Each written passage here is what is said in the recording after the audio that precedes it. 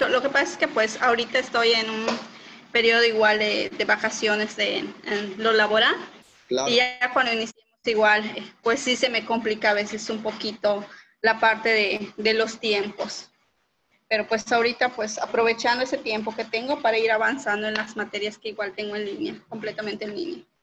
Totalmente. Y yo creo que, fíjate que la materia de mediación no solamente es un tema como del presente, también como que tiene que ver algo con el futuro, ¿no? Como lo que va a pasar y cómo lo debemos de organizar.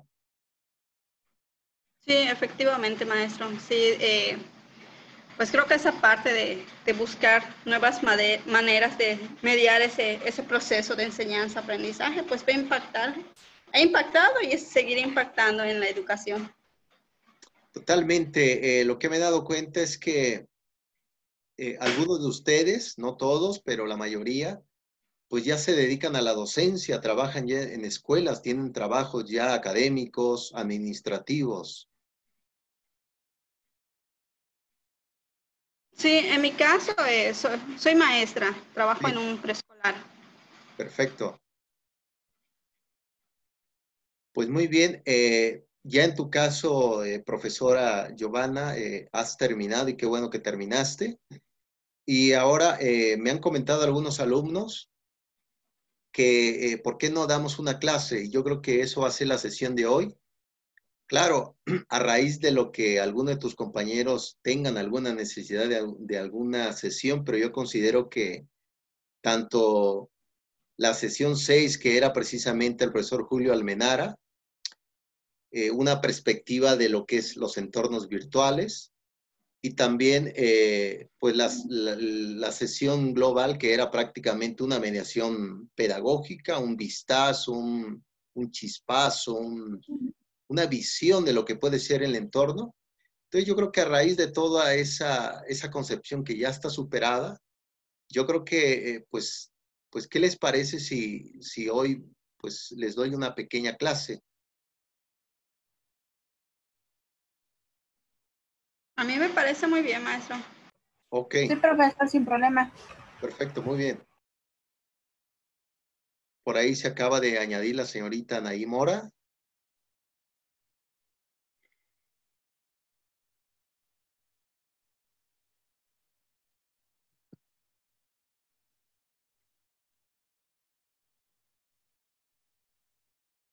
Bien, pues vamos a entrar.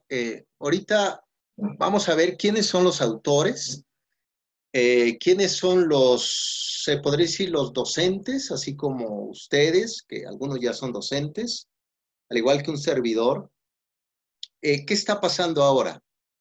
Sabemos que el siglo XX fue un siglo nada fácil, destrucciones humanas, inmoralidades, y a raíz de la entrada del siglo XXI vemos que pues la tecnología ha sido como un anclaje, una medida, y me viene a la mente precisamente esa historia de el propio Platón. Platón tiene una obra que se llama El Protágoras, y en el Protágoras habla del mito de Prometeo. Como ustedes saben, Prometeo desobedece a los dioses, le da al hombre el fuego se traduce en lenguaje griego como un tecné, como una técnica, y a raíz de esa técnica da como resultado una destreza, una habilidad. Esos son los medios tecnológicos, destrezas. Nunca serán un fin porque hay intereses que sobrepasan estos medios, estos entornos, pero sin embargo puede ser un medio de utilidad. Entonces, nuestra pequeña clase, vamos a ver algunos autores ahora contemporáneos que han pensado, al igual que la profesora Guille Salmón, el profesor Julio Almenara, al igual que el propio Ángel Díaz Barriga, el propio Juan Villoro, al igual que el propio José Gauss desde México. Se ha pensado inclusive una medida de cómo generar cierto aprendizaje autodidactas.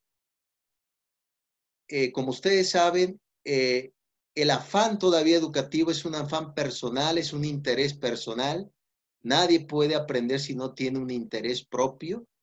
Tenemos un interés y sobre todo necesidades, porque la educación se convierte en necesidad.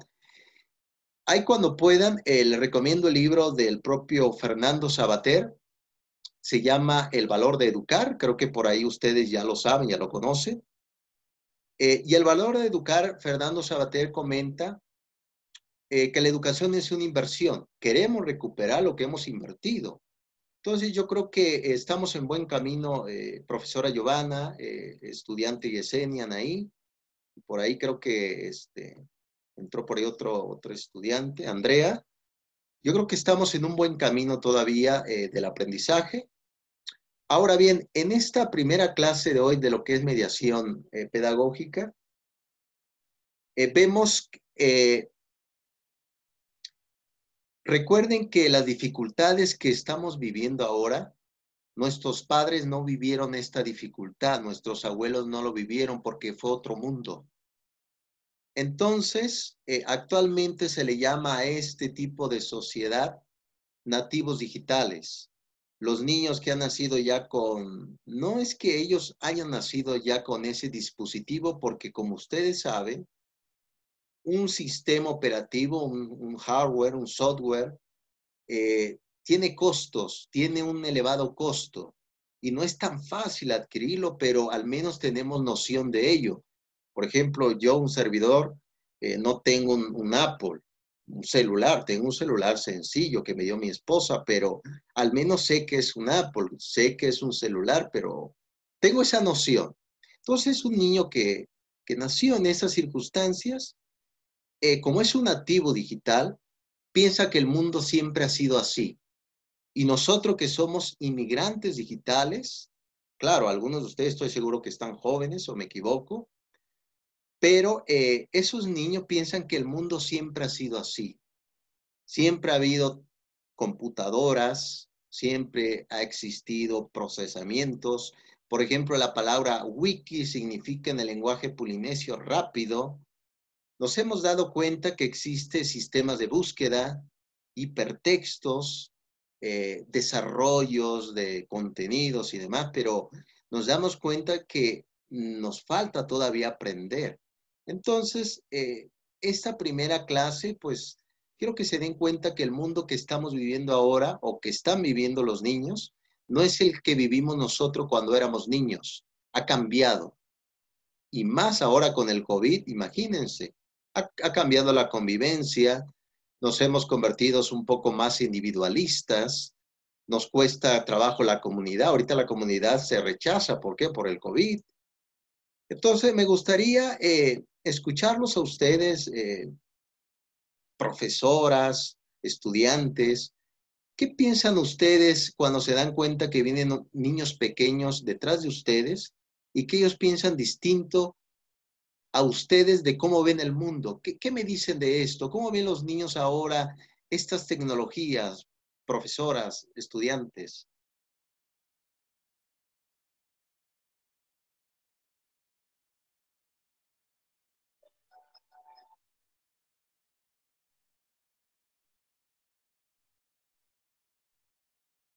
El que quiera participar, adelante.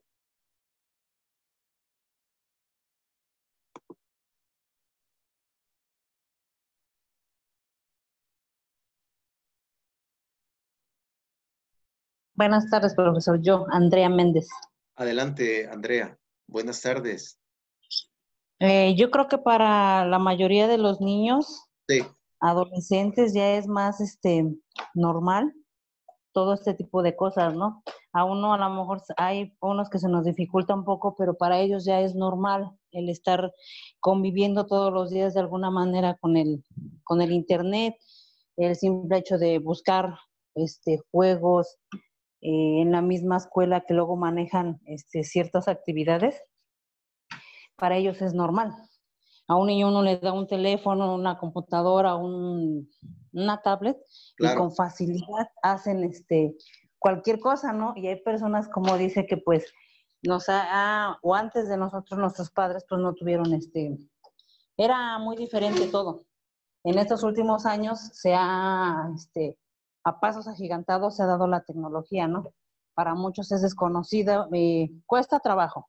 Claro, claro. Pero para otros es de lo más normal, o sea, no, Sí. como dice, nativos es, varía mucho el que vengan, el que nos tengamos que insertar en en el mundo actual que estamos viviendo, las necesidades que necesitan, y otra es que estemos inmersos con ello y día con día estemos en ello. Entonces, pues sí, hay muchísima, bueno, o sea, sí hay diferencia, pues.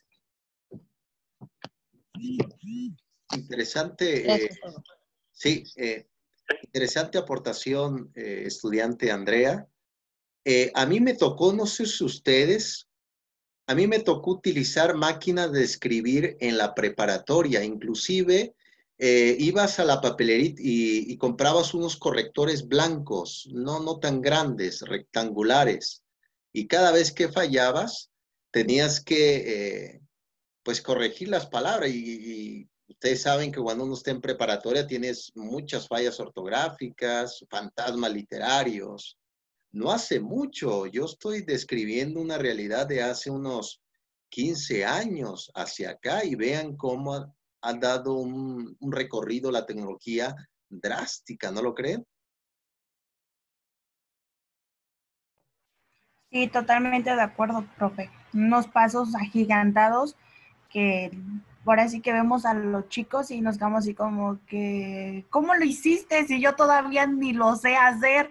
Claro. O luego a veces ellos nos tratan de enseñar y nos quedamos así como que, no, sí, o sea, como que ellos también buscan la manera del cómo descargar, ya sea aplicación, ya sea juego, Sí. ya sea un programa, o sea, ellos buscan y ven la manera de, pero luego hay a veces que unos no tienen tanto el interés, por así decirlo, Claro. en la tecnología.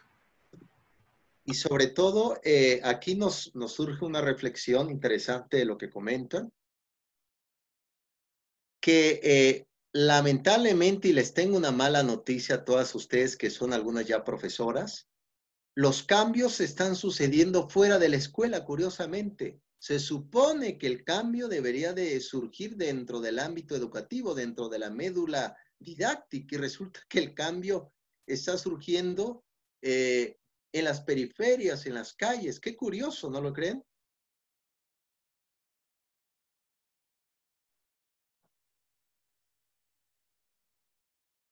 ¿Ustedes qué opinan de este cambio que está suscitando fuera de la escuela? Es decir, las calles, las periferias, las comunidades han tenido mejor atractivo para los jóvenes que la propia escuela. La escuela se habla de mucha teoría, de muchos conceptos que no se comprenden. ¿Qué opinan ustedes de todo esto?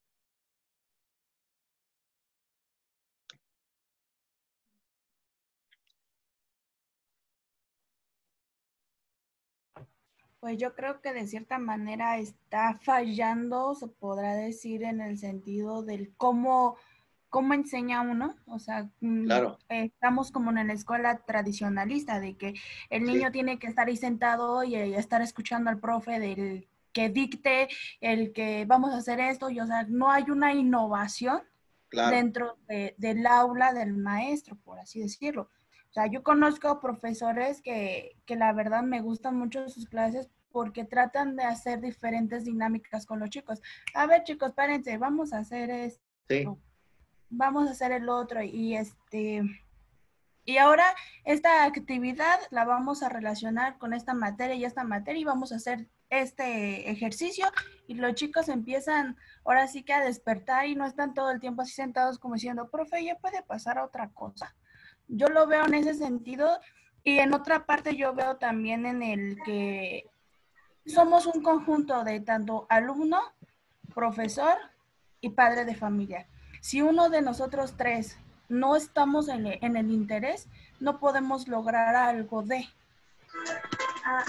Entonces, a veces sí es complicado en el de que luego a veces el padre de familia no se relacione, o luego a veces el profesor no tenga el interés con el alumno. Entonces es una balanza que debemos de tener para que el alumno salga y no se aburra tanto de la teoría. Claro, sí es interesante lo que comentas. Muy interesante. Por ahí les acabo de compartir, profesoras, estudiantes, 2 libros, no sé si ya lo vieron ahí en la plataforma. Sí. Esos 2 libros son de escritores actuales que hablan de la mediación pedagógica, que hablan del abordaje y sobre todo de dar... actualmente se habla de muchas estrategias de enseñanza. ¿Se acuerdan de Jean Delors? Que fue prácticamente, al igual que Jaime Torres Bonet, aquí en México, el mexicano Jaime Torres Bonet, el propio Jean Delors escribió, tiene varios tratados sobre educación, uno de ellos se llama Los 4 pilares de la educación, que se habla de esos pilares, de aprender a ser, aprender a hacer, a convivir, pero actualmente se habla de un tema que el propio Ausubel lo ha comentado sobre el aula invertida, que el alumno también traiga contenido al aula y que el docente no solamente esté hablando, se esté a lo mejor desgastando, esté perdiendo también el factor sorpresa. Pero no se les olvida a ustedes, estudiantes, que también ser docente tiene una fecha de caducidad. Nosotros los docentes caducamos también. El factor sorpresa de la primera clase se pierde. El factor sorpresa de el docente es nuevo también se pierde. Y eso es importante que podamos nosotros entender, porque cuando nosotros añadimos una didáctica a nuestras clases, nos actualizamos. ¿Alguna de ustedes, que estoy seguro que sí lo han escuchado hablar de Aristóteles? Sí. Yo creo que sí, ¿no? Apreciables profesoras. Sí, sí hemos escuchado de él. ¿Tú más de qué dijiste, estimada estudiante?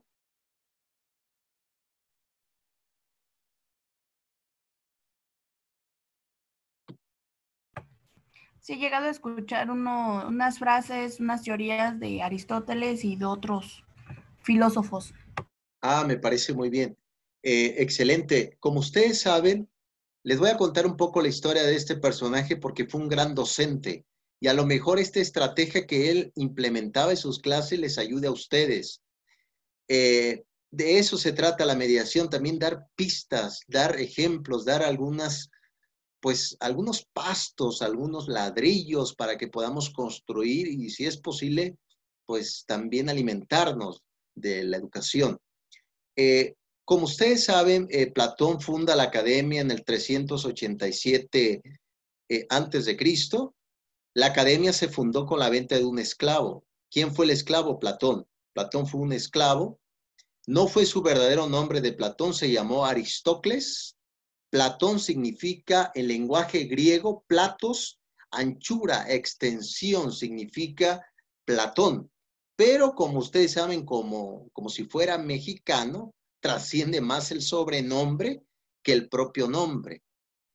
Entonces, en esa academia estuvo Aristóteles por 20 años estudiando. Imagínense ustedes si estuvieran estudiando en una universidad por más de 20 años. Ni la medicina en México no dura tanto tiempo, ¿no, jóvenes ilustres? Ahí estuvo Aristóteles.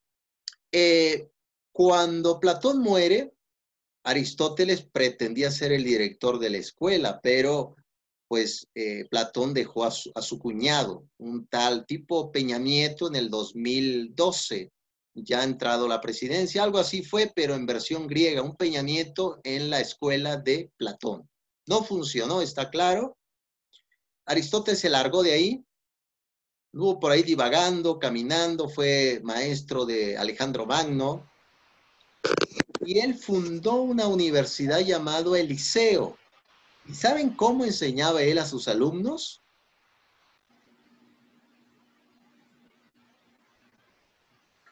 Él sacaba se podría decir, etaicos, a sus estudiantes, a caminar. Daba clases caminando. Este tipo de metodología pedagógica se le llama Los peripatéticos. ¿Habían escuchado hablar de los peripatéticos? La palabra griega peripatos significa paseo. Entonces, los estudiantes que caminaban, platicando, dialogando, aprendiendo, se les llamó los peripatéticos. Ese método pedagógico yo lo aplico, bueno, cuando antes, en el pasado, cuando estábamos en comunidad, yo lo aplicaba en mis clases. Sacaba a mis alumnos a caminar, hasta los he sacado cuando se podía. Íbamos a la plaza, íbamos a Liverpool, íbamos a Suburbia a caminar, a platicar. Porque acuérdense que el ámbito educativo no solamente pertenece a la escuela, también pertenece a la calle. A eso se le llama el currículo informal.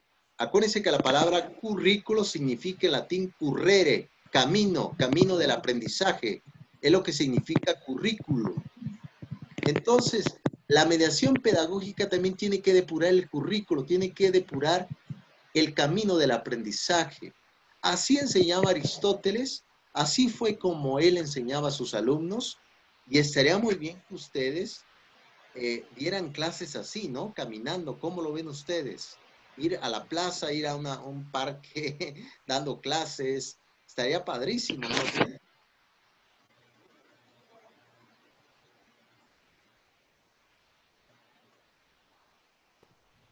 Sí, estaría muy llamativo esa forma de enseñar.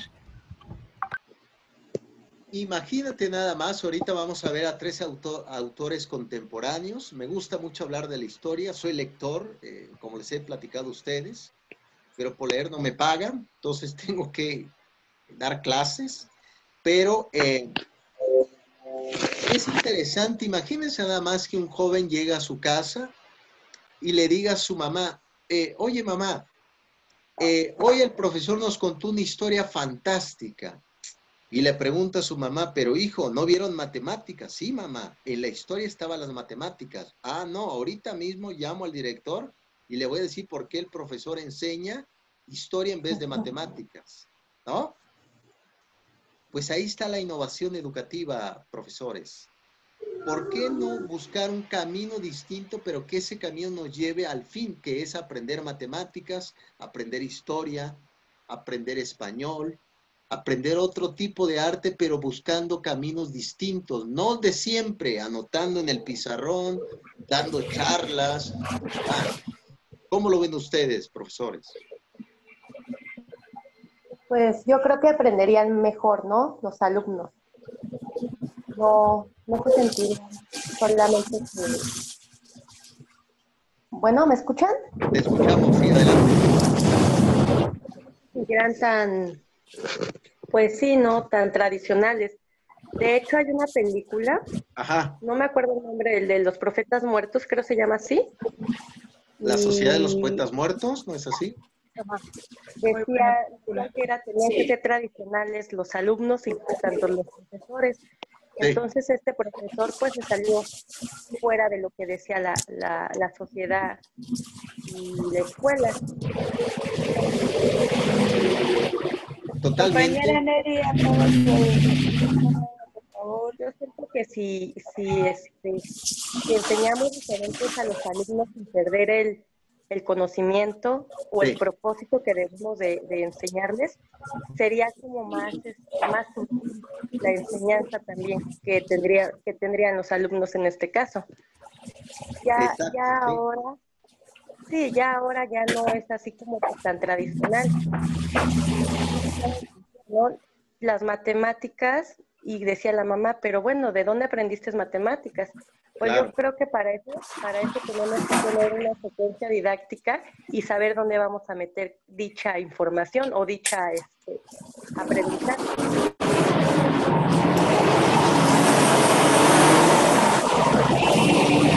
Profesora, yo creo que vamos en un camino bien. No se les olvida, hay un libro, una colección de libros que es de un escritor inglés llamado John Bowen, se llama Historia de la Educación Occidental. Cuando puedan, cómprenlo. Es un fantástico libro que narra cuál es la historia de la educación. Como ustedes saben, La pedagogía surgió en Grecia. La educación es más antigua que la propia pedagogía. La educación, desde que el sujeto aprendió a utilizar técnicas de cacería, Para los amantes de los motores. estaba próximo para el aprendizaje. A eso me refiero, apreciables estudiantes. Muy bien, hay una palabra en griego, seguimos con nuestra clase. Nada más por ahí, voy a quitarle el sonido a algunas de ustedes para que no se escuche un ruido, se podría decir hasta cósmico, se escucha como si fuera estrellas pasando, así como de galaxias, ¿no? Un sonido galáctico. Bien, hay una palabra en griego que se dice pantarrei.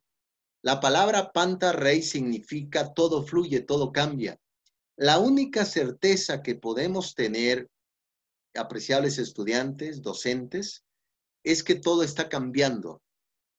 He ahí también lo beneficioso que puede ocasionar el cambio y las grandes oportunidades que pueden venir en el ámbito educativo.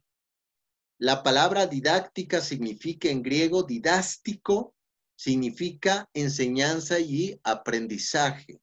El que enseña también aprende, porque prepara la clase, organiza el temario y organiza de qué manera va a abordar a los estudiantes en el aprendizaje. Fíjense, a partir de 1909 se funda una institución educativa en Italia llamada la Casa de Bambini. La Casa de Bambini lo funda una mujer que no fue la primera en egresar de medicina en Italia, ese es un mito, pero a ella le ha gustado mucho el mito.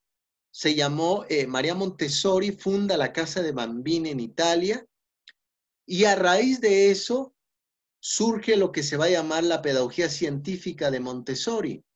¿Cómo funciona la pedagogía de Montessori? Viendo el punto de vista de la mediación pedagógica, es que el alumno se haga responsable de todo lo que está alrededor de él en el ámbito educativo. No es que el docente le va a decir al alumno qué va a aprender ahora, sino el alumno le va a proponer al docente qué es lo que quiere aprender ahora. Ese es el método de Montessori, llega todavía a nivel secundaria, pero no va más allá, también tiene sus limitantes el método de Montessori. Cuando puedan, compren su libro que se llama Pedagogía Científica de María Montessori. Les va a ayudar mucho para armar estrategias de aprendizaje. Si es que se quieren dedicar ustedes a la enseñanza, que estoy seguro que sí, ¿no? Sí, profe. Muy bien. Entonces, ¿estamos de acuerdo que todo está cambiando? Sí. Ok. Bien, estos son los autores actuales. Ya nos queda ya 8 minutos. El tiempo se va rapidísimo. Estos son los autores ahora que un servidor que es filósofo de la educación, necesito que ustedes échale un vistazo a estos libros. El propio Robert Schwartz es un colega también filósofo como un servidor. David Perkins, él es un inglés que lo enviaron a un pueblo olvidado allá en Inglaterra para que pudiera ser director de una escuela. ¿Y qué creen? Este hombre innovó su propia educación y ahí cuenta Educar para un mundo cambiante. Habla precisamente de los retos que están viviendo ahora las escuelas. Mark Preskin, el mundo necesita un nuevo currículo, así es, nueva perspectiva de educación. Esos son los 3 autores actualmente apreciables estudiantes que no pierdan de vista, que cuando puedan acérquense para que en este caso. Profe. Sí, adelante. Buenas tardes. ¿Me podría repetir los nombres de los autores, por favor? Claro que sí. De hecho, les acabo de compartir por ahí 2 libros, apreciable estudiante. Uno de ellos es Mark Preskin. No sé si vean ustedes, ¿pueden ver la presentación? Sí, profe. Ok. Sí, profe, sí se ve. David Perkins es profesor de Harvard. Acuérdense que Se habla de una educación activa. Acuérdense que la educación significativa hay muchas variables. Se habla de aprender a aprender, se habla de aprender a pensar, se habla de educación activa. ¿Qué significa esto? Que el alumno no solamente se dé cuenta que el aprendizaje sirve para la escuela, sino también sirve para la vida, sirve para sus hechos, sus representaciones, sus dificultades. Cómo resolver también nos puede ayudar, hasta para ir a comprar a una tienda nos puede ayudar el ámbito educativo. Eso es la educación activa, que tanto se está hablando ahora. Esa es la nueva tendencia. Entonces, David Perkins tiene ese libro, Educar para un Mundo Cambiante, fantástico libro. Robert Schwartz, es un colega filósofo al igual que yo, tiene un pilar nuevo, que es pensar para aprender en el aula. Y Mark Presky, otro profesor inquieto, rebelde, él tiene un libro que se llama El mundo necesita un nuevo currículo, al igual que el otro libro que le acabo de compartir a ustedes, que se llama Nativos Digitales. Entonces, esto es lo que está pasando ahora, profesoras, es lo que estamos viviendo en el ámbito de mediación, pero sin embargo, no se les olvide que si no existe una buena profesionalización del docente, en balde va a surgir las ideas, no va a tener cimientos, y sobre todo no se les olvide que cuando se fundó la SEP en México, la Secretaría de Educación Pública, en 1921, su objetivo era promover la educación, como lo hizo José Vasconcelos. Pero ahorita sabemos que se ha vuelto cierta burocracia, burguesía. Entonces, trabajemos desde las periferias, desde la realidad. Eso es lo que se pretende. Y esos son los libros que ustedes puedan conseguir, profesoras. ¿Alguna pregunta?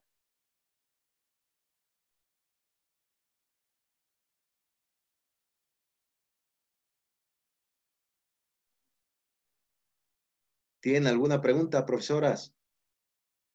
No, pues, No, profe. Ok. Muy bien, les agradezco también que estén aquí.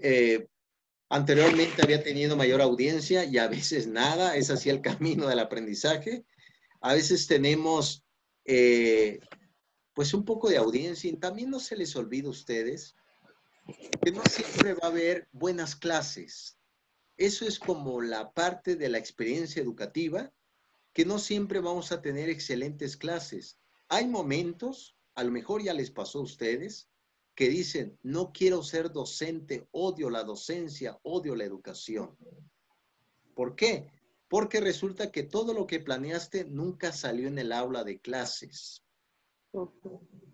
Entonces, para que ustedes se den cuenta de que debemos también de tener siempre un plan B. No se les olvide que el currículo se divide en 3 partes. Currículo oculto. El currículo oculto, ¿qué es? Todo lo que te pasa a ti, pero no se lo cuentas a tus alumnos. Cómo preparas tu clase, te equivocaste en clase y los alumnos no se dieron cuenta, gracias a Dios, o sí, pero no le vas a decir a ellos que te equivocaste. Ese es el currículo oculto, todo lo que pasa en la escuela, pero que el alumno no lo sabe. Por ejemplo, en este mes va a subir la colegiatura, un ejemplo, abusada, no estoy armando revolución. Imagínense a más que digan, bueno, en este mes o el siguiente mes va a disminuir la beca. Ese es el currículo oculto, todo lo que pasa y los alumnos no se dan cuenta. ¿Tiene una función el currículo oculto? Sí, porque la debilidad docente no se manifiesta. No se les olvide esto, un docente, no sé si ustedes darán clase, por ahí algunas ya me comentaron que sí. No se les olvide esto, un docente no va a caer bien a nadie, no va a hacer amigos a la escuela, va a enseñar. No se les olvide esto. Yo he visto a colegas que se preocupan mucho por caer bien y eso no es el objetivo de la docencia. El objetivo es la educación. Es decir, la educere, el alimento, es lo que significa educación. Educere, alimento. Bien, apreciables profesoras, ya se va a cerrar mi portal. Si gustan acompañarme un momento más, les voy a enviar igual a liga. Si no, no hay problema. y para seguir más adelante con mis configuraciones. Igual les voy a invitar a otro grupo y si gustan acompañarme, pues están invitadas, profesoras. Gracias. Gracias, Ok. profesor. Gracias, Muy bien. profesor. Gracias, profe. Dale pues, cuídense. Gracias. Bye. Hasta luego, profe. Hasta luego, profesor. Gracias. Bye, hasta luego.